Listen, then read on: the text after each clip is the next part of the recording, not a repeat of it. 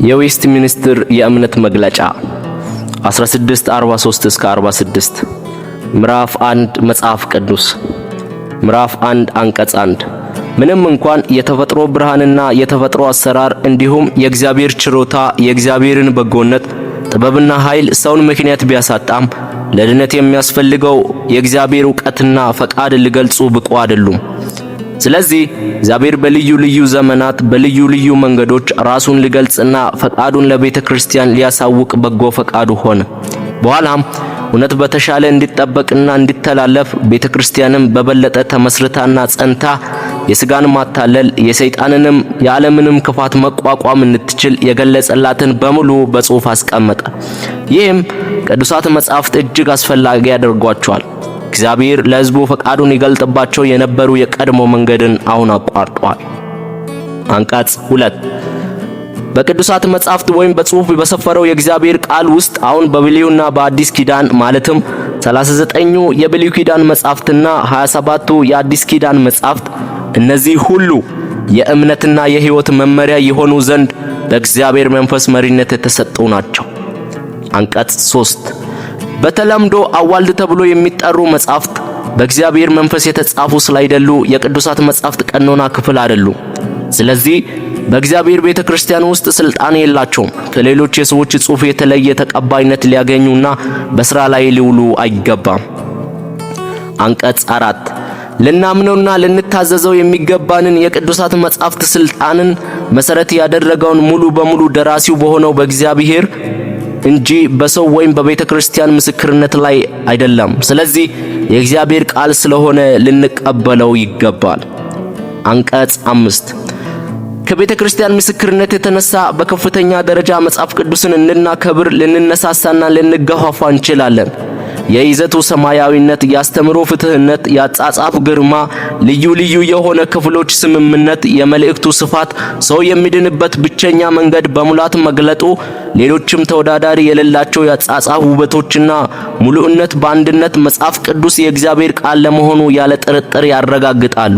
ይህም ሆኖ በመጽሐፍ ቅዱስ ውስጥ የማይሻር እውነትና መለኮታዊ ስልጣን ሙሉ በሙሉ መረዳትና እርግጠኛነት ያገኘነው ከቃሉ ጋር በልባችን ውስጥ ከሚመሰክረው ከእግዚአብሔር መንፈስ ቅዱስ ሥራ የተነሳ ነው።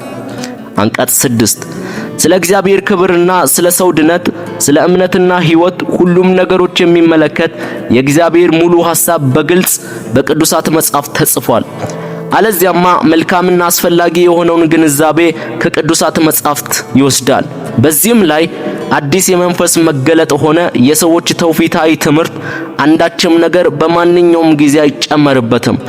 ነገር ግን እንደነዚህ ያሉ ነገሮች በቃሉ ውስጥ በተገለጡበት አኳኋን ለመረዳት የመንፈስ ቅዱስ ውስጣዊ አብሮት መሰጠቱ አስፈላጊ መሆኑን እንገነዘባለን።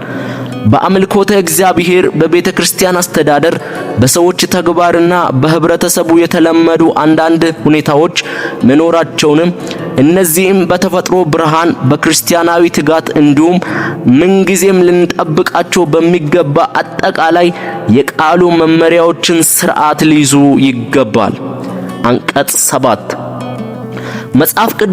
በመጽሐፍ ቅዱስ የሰፈሩት ነገሮች ሁሉ በራሳቸው እኩል ግልጽነት የላቸውም። ለሁሉም እኩል ግልጽ አይሆኑም።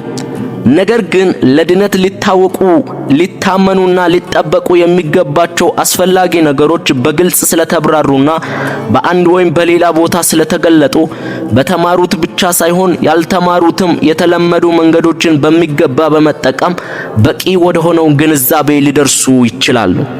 አንቀጽ 8 ብሉይ ኪዳን በዕብራይስጥ፣ አዲስ ኪዳን በግሪክ በዛን ጊዜ በእግዚአብሔር መንፈስ መሪህነት የተጻፉ በእርሱ ጥበቃና ችሮታ በዘመናት ሁሉ በንጽህና በመጠበቃቸው እውነተኞች ናቸው።